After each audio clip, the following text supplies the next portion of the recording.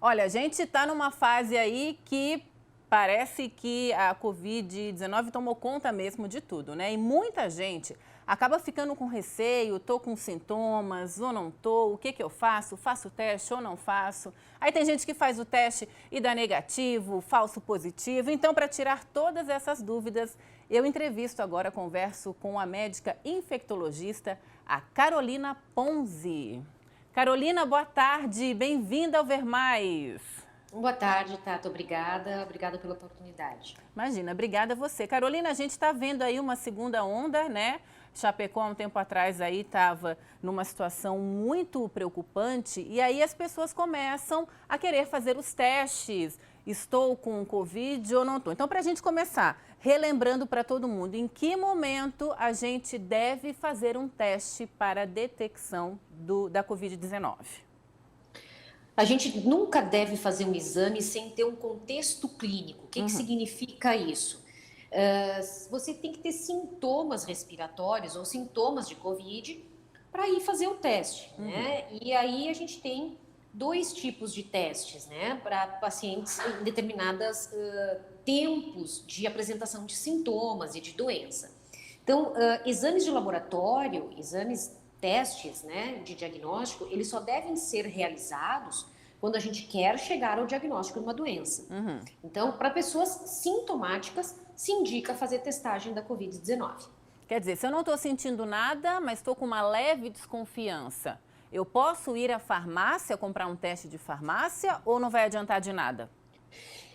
A pergunta que eu faço é a seguinte: quem é que vai interpretar o teste para você? Né? Quem é que Boa! vai contextualizar clinicamente a sua situação? O pessoal da farmácia, o farmacêutico, o próprio atendente de farmácia, ele sabe fazer o teste, ele sabe furar seu dedo, colocar a gotinha de sangue no cassete do teste e fazer. Quem é que vai interpretar isso para você? Quem é que vai tomar a sua história clínica? Quem é que vai, porventura, inclusive, examinar você e dizer, não, isso aqui pode realmente ser Covid, nós vamos indicar este tipo de teste em tal momento. Então, o que a Covid trouxe foi uma avalanche de disponibilidade de informações e de testagens muitas vezes para pessoas que não foram treinadas para fazer isso. E um exame feito num contexto inadequado, ele pode muito mais atrapalhar do que ajudar. Então, era aí nesse ponto que eu queria ver contigo, né? A pessoa então foi por conta própria na farmácia e fez um teste, né? A gente sabe que ouve falar que vários desses testes acabam dando um falso negativo ou um falso positivo. Então, a partir de que momento, né, essa ansiedade pode afetar a pessoa que fez o teste? Então, quando nós temos sintomas clínicos e sinais clínicos que são sugestivos de Covid-19, a gente sabe que a maior chance de detectar o SARS-CoV-2, que é o vírus, é ali pelo segundo, terceiro dia de sintomas, através do RT-PCR, que é o exame do cotonete no nariz, sendo muito bem coletado, realmente, né, introduzindo bem o suave lá atrás, né, no nariz, onde comunica com a garganta. O teste de antígeno é uma outra opção também, que tem uma sensibilidade um pouquinho menor, mas ele também é feito com cotonete. O teste do dedo, o teste de sangue, o IgM demora a partir de 7 dias para ficar positivo. Nossa! Então, o IgM negativo para uma pessoa que está com sintomas há 3, 4 dias não significa absolutamente nada.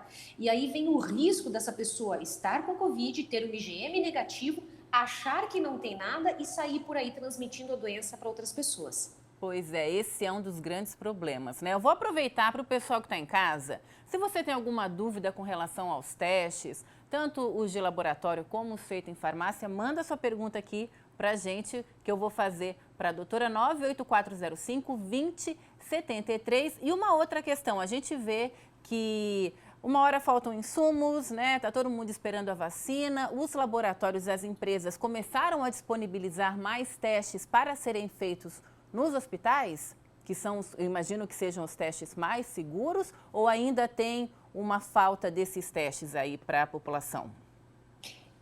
Eu não tenho essa informação, né? Se isso for, se as empresas, as indústrias estão encaminhando para os hospitais. Na verdade, assim, o que a gente sabe é que Os laboratórios são as instituições, seja um laboratório de hospital, seja um laboratório não vinculado ao hospital. É onde tem um bioquímico que foi treinado para fazer análises clínicas, né? Com controles de qualidade. Né? Então, a gente sabe que são exames que acabam tendo uma qualidade um pouco melhor.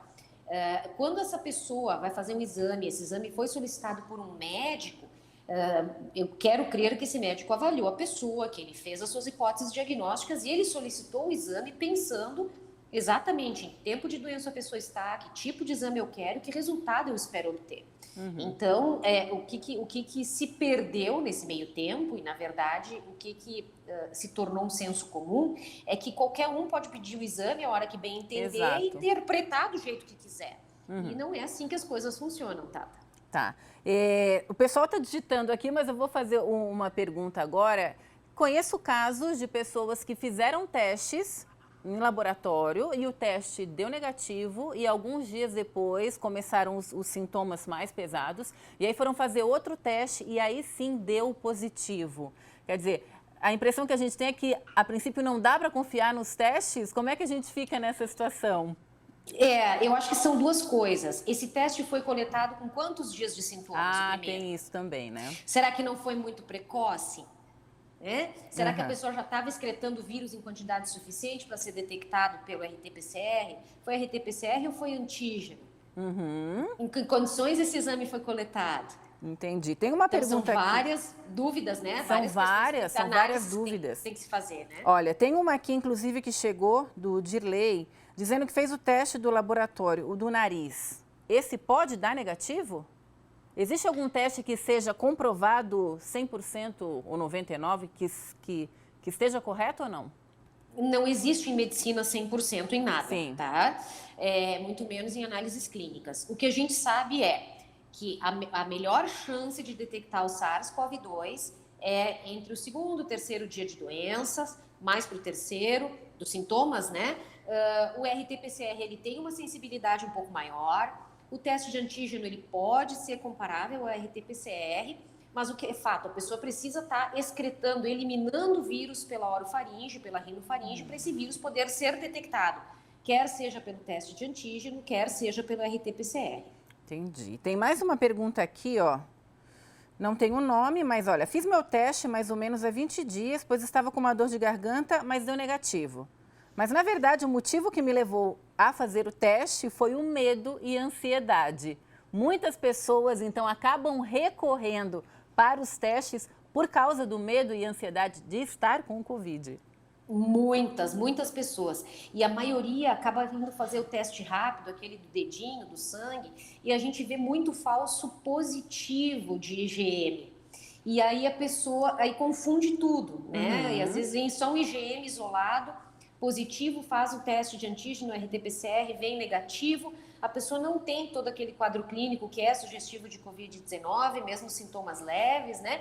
E aí foi o que eu digo, às vezes mais atrapalha do que ajuda. Isso, tem mais tem muitas pessoas, e eu te diria, eu não vou dizer que são a maioria, lógico, né? Mas existe uma parcela muito grande das pessoas que acabam recorrendo à testagem por ansiedade ou por achar que talvez possam ter tido contato, né? Tem muita gente que vai fazer IgM e IgG para saber se já teve contato com o vírus, e aí se depara com o IgM positivo e o IgG negativo, e vai fazer o que com isso? É bem complexa a coisa. Eu imagino. E tem outras perguntas aqui também que a gente vai aproveitar que a doutora está aqui. Olha só, que eu imagino que é uma dúvida recorrente de várias pessoas. Gostaria de saber como é possível meu marido positivar para o Covid e eu e minha filha ficarmos com ele os 15 dias de isolamento e não pegarmos o vírus. O não pegar o vírus, existem pessoas que não pegam. Isso não é só com o SARS-CoV-2. Por exemplo, outras vias de contágio com outros vírus, tá, pessoal? Existem casais sorodiscordantes para HIV, por exemplo, onde um se descobriu HIV positivo, tá há 10 anos com a pessoa e o parceiro ou a parceira não pegou. Então, é uma questão de afinidade do receptor pelo vírus, é uma questão se existe correceptores envolvidos que permitem a entrada do vírus nas células, mas é fato, existem pessoas, contatos familiares próximos de pacientes com Covid-19 que acabaram não pegando, não tendo a doença, né? Não pegando o vírus. Muito provavelmente existem explicações genéticas para isso, moleculares para isso, que ainda não tem uma explicação, um martelo batido, né, para essa explicação, mas a telespectadora tem razão, isso pode acontecer sim. Tá. A gente está aproveitando várias pessoas mandando perguntas que não têm necessariamente a ver com teste, mas vamos aproveitar então. Claro. Tá? Querem saber aqui se existe, eu acho que é uma outra questão também, se a pessoa que já pegou uma vez pode pegar de novo. A gente vê muita gente que já pegou meio que baixando a guarda. Pode pegar de novo mais de uma vez? Sim, já tem diversos casos descritos de pessoas que tiveram a Covid-19 em um determinado momento e muitos meses depois desenvolveram de novo a doença, algumas com quadros mais leves, outras com quadros mais graves. Por definição, nós teríamos que ter o diagnóstico feito da primeira vez, resolver os sintomas, tem exame negativo, depois desenvolve sintomas de novo, faz o exame e esse exame volta a positivar.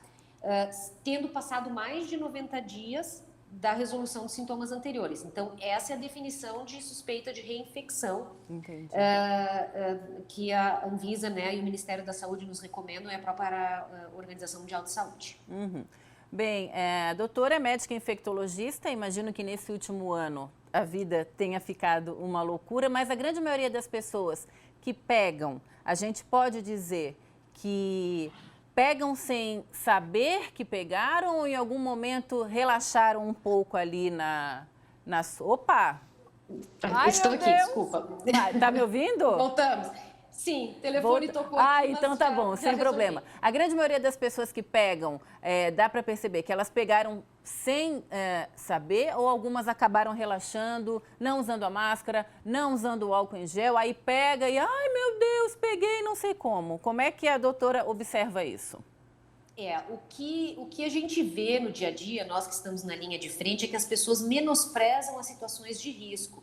Muitas vezes essas pessoas, a gente reuniu só os familiares mais próximos para se ver, só os amigos mais próximos, estávamos em menos de 10 pessoas, mas sem máscara, né, em ambientes fechados, descuidando, né, das medidas básicas de proteção.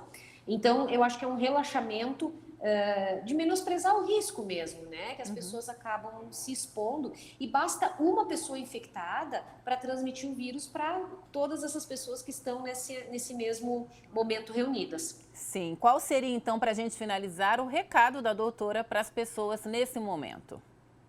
A pandemia não terminou, a situação no Brasil não está melhor. Nós tivemos, sim, uma diminuição do número de casos ativos aqui em Chapecó, por conta das medidas que foram adotadas algumas semanas atrás, de restrição de circulação de pessoas, testagem em massa, isolamento dos casos sintomáticos, mas é muito rápido e muito fácil para a situação ficar caótica de novo. Basta que as pessoas relaxem os cuidados, né? Deixem de usar máscara, deixem de fazer o distanciamento social. Enquanto nós não tivermos a maioria da população vacinada com as 2 doses da vacina, nós não sairemos da situação em que nós estamos. Então, não dá para baixar a guarda, não dá para menosprezar o vírus, ele está aí, ele tem sido transmitido de maneira muito mais fácil e mais rápida. Nós temos uma cepa nova circulando, que é a cepa P1. Pessoas muito jovens estão chegando ao hospital com quadros graves, insuficiência ventilatória, indo para ventilação mecânica. Não dá para baixar a guarda, ainda não é hora. Então tá, muitíssimo obrigada. Eu sei que a doutora está de plantão, mas ainda assim conseguiu abrir uma brechinha aí na agenda para nos receber. Muito obrigada pelas informações, espero vê-la novamente aqui no Ver Mais. Daí com boas notícias, né? Vamos daí falar das coisas boas. Muito obrigada, viu? Boa tarde. Muito obrigada, boa tarde a todos. Tchau, tchau.